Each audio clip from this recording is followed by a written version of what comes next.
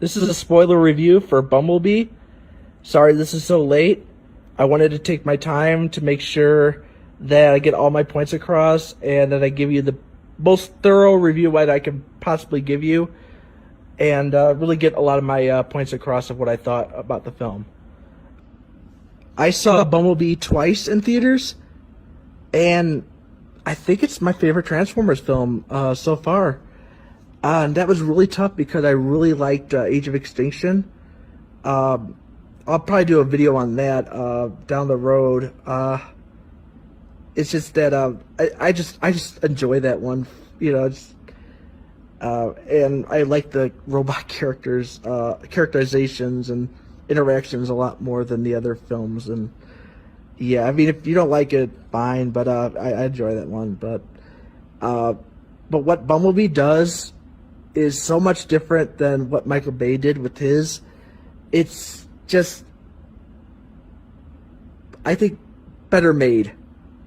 You know, I think it's the one that a lot of people have been waiting for, and yeah, it delivers. And I'm gonna break down the characters, the direction, writing, action scenes, any funny scenes I liked, you know, stuff like that. And then at the very end, I'll give you my grade and last minute thoughts. So without further ado, let's get on with the review.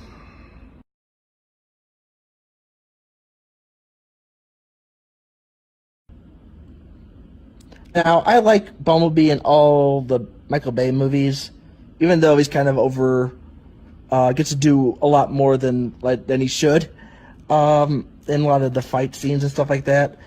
Yeah, I still like Bumblebee. He's still cool. But this movie is the most I've ever really liked Bumblebee. He's much more vulnerable in this film, and he's just a lot more fun. The way he interacts with Charlie and the way he looks at the things around him, it's amazing to watch. And, you know, it just makes me want more of it, you know? His battle mask in the movie, absolutely badass. It's the best it's ever looked, in my humble opinion. Bumblebee does talk in the film. Well, in the beginning, Dylan O'Brien from the Maze Runner trilogy voices him, and he does a pretty good job. Given that it's a fairly brief role, you know, he just it's at the couple lines at the beginning, and then he gets his voice ripped out. But you work with what you can get, I guess. And yeah, he could have talked a little bit more at the beginning, but you know what? Whatever. It doesn't really bother me in the slightest. Shatter was about what I expected to see going in. She was the brains of the two, and she was quite the manipulator. I'm not complaining. I still like her as an antagonist, and Angela Bassett did a bang-up job voicing her. The only minor nitpick with Shatter that I had was that Dropkick was just a little bit more of an entertaining character than her. That's it. Not really that big of a nitpick. Also, her robot design is really well done, I have to admit. And I absolutely love her Plymouth satellite vehicle mode. It's so cool, and definitely one of the best Decepticons, and she's definitely one of the best Decepticons in the entire Transformers series. Dropkick was my favorite Decepticon in the film. I really enjoyed his personality. He was all about killing Autobots and humans, but has to get permission from Shatter to do so, which I kind of find interesting, and it speaks volume to the duo's bond that he would ask. And I liked the green electronical mouthpiece that he had. It was very interesting and unique from the other Decepticons in the other movies, which is always a breath of fresh air. Justin Theroux, like Angela Bassett, did a great job voicing him. His robot mode was just as cool as Shatter. While I prefer Shatter's vehicle mode more, Dropkick's Javelin was definitely cool, and having him as a helicopter too was a big plus, because helicopter Decepticons are pretty sweet.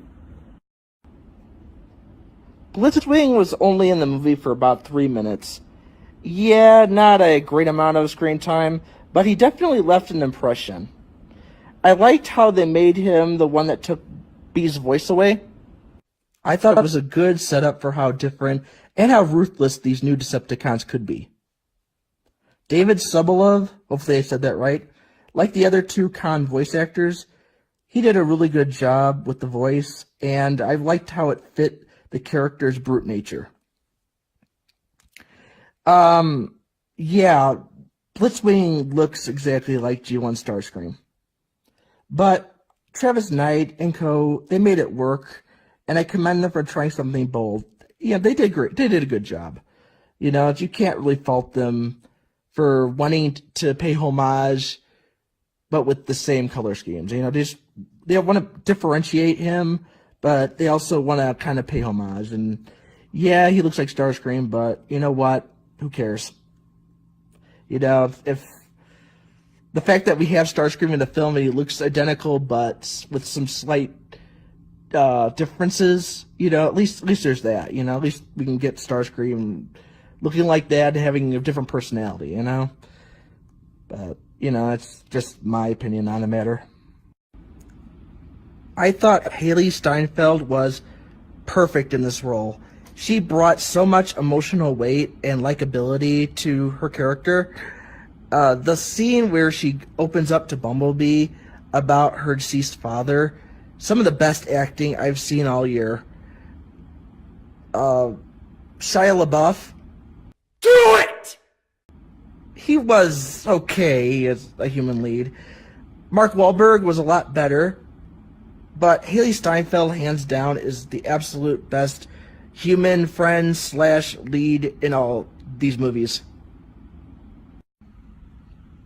Now, they could have made this character an absolute, unredeemable a-hole, but they didn't, and I kind of like that. He's looking at these Cybertronian characters and is seeing the destruction that they're bringing to our planet, and he's not wrong to think that. They can't be, in his mind, they can't be trusted, and they have to be taken down. He's thinking of people's lives, and that's what our army would do if the same situation was presented. John Cena does a good job in this role, and I like that they added a bit of humor in some small scenes. It made him a bit more relatable of a character. I can't agree with a lot of the views towards Bumblebee that he had, but I like that he was redeemed at the end, and the whole salute thing with Bumblebee was really, really good. Jorge Lendeborg Jr., hopefully I said that right. Apologies if I didn't. I thought he was a great match for Haley Steinfeld. They had a lot of chemistry. He's a geek, but he's not over the top at all, unlike... Do it! He's a likable co-lead, and I'm glad Jorge was the guy that they picked for the role. Hope he gets a lot more work after this, He's just a great up-and-coming actor. Say what you will about Michael Bay, he's a good action director, but when it comes to the drama and the comedy, he has a lot to learn. Genius. Travis Knight, he was born to direct a Transformers film. He did a fantastic job on Bumblebee, and you can tell he had so much fun working on it.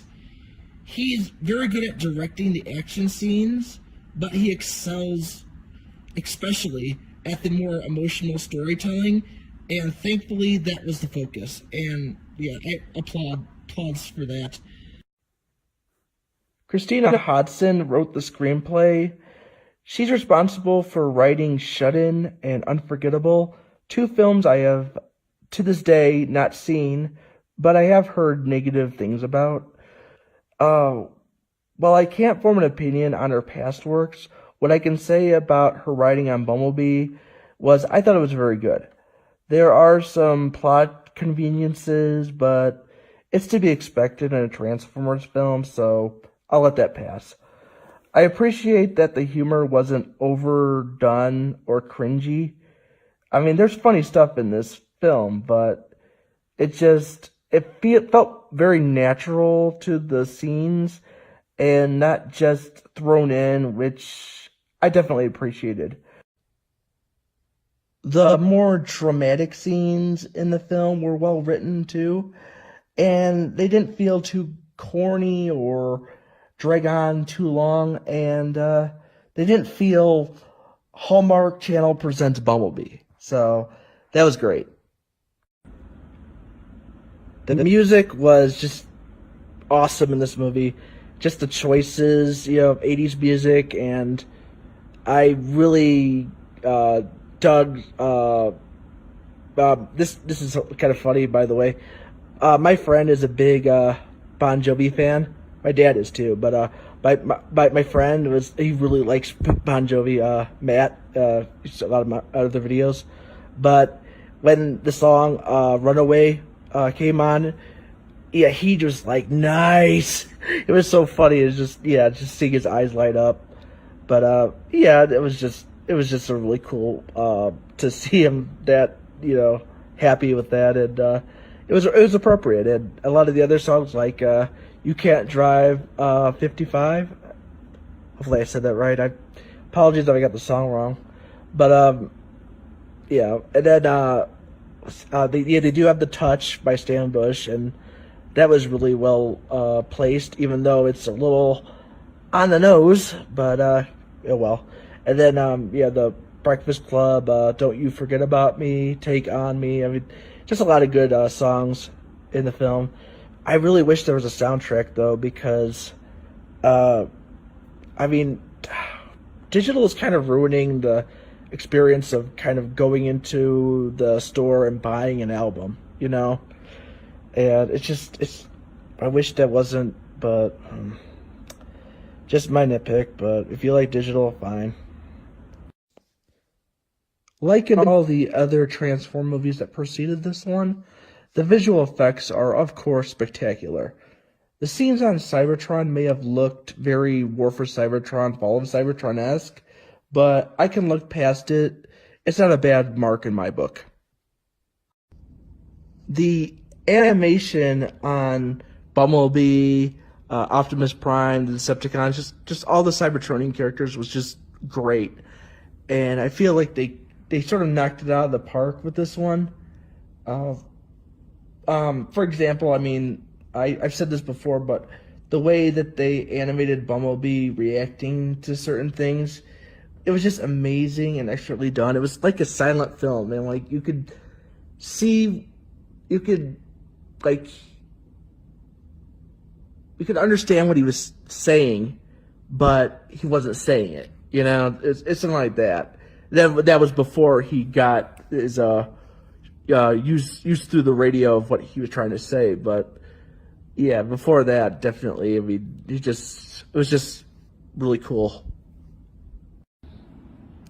The action scenes were really well done here, and definitely toned down a lot from the previous films, which was very well much needed.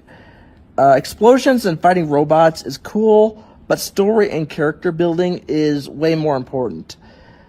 Let's give some examples of a lot of the big action scenes here. The Cybertron scene, the Cybertron, the two scenes that they had, they were really nice. They were brief, but a good taste of what we could have if and when we get a Cybertron prequel film that's supposedly in development. Yeah, can't wait. The fight with Bee and Blitzwing was a nice one. Not really long, but not too short. Just right. And I wasn't disappointed. I, however, was disappointed that one of the TV spots that was out shows Blitzwing's death. Very cool death, by the way. But it's just less is more, people. I mean, know how to cut a trailer or TV spot, please. Just don't spoil it all. I just don't like that. I could have used without that, but whatever. Bumblebee versus Dropkick, definitely the best action piece and fight scene in the entire film. It's a lot more longer a throwdown than the Blitzwing one. The two bots are just giving it their all, and you really feel invested in the fight.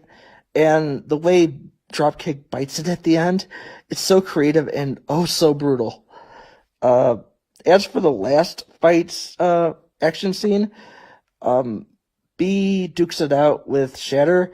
It's not quite as good as the previous two I mentioned, but it's still a very much enjoyable piece. And the way Shatter just wails on Bumblebee, it nicely shows that she's just as strong as Dropkick. She also had an appropriately satisfying death as well. Though Dropkick's, in my opinion, is the best. Dropkick just his death scene was just amazing. Okay, as for funny scenes in the film, on the top of my head, like I was saying, the whole salute and then Bumblebee raises his fist like Judd Nelson. That was really funny. And then there was the part where the mother took Bumblebee in car mode out, and Bumblebee was like waving at Charlie when he's on the bicycle and kind of like saying hello to the dog. Stop it! Don't do that! It was cute, funny. Let me think what else there is. It was on all the trailers and TV spots, but when Bumblebee hides behind the rock, and only his head's covered, that was pretty funny. My brother really liked that one too. You heard him laugh in the middle of the theater. But also there was a scene where they're getting revenge on the mean girl, Charlie, Memo, and Bumblebee, and Bumblebee is learning how to TP and egg the house, and or egg the car, sorry. And Bumblebee just like jumps up and down on the car and everything, and he just completely ruins it, demolishes the thing, and all the lights are on and all the car alarms going off, and what Bumblebee does is he just stands the car up and just hides behind it. Like, that's really gonna hide him, you know? I just love that. It's such a fun little detail, and it just made the scene much more funnier. Hi, Pete.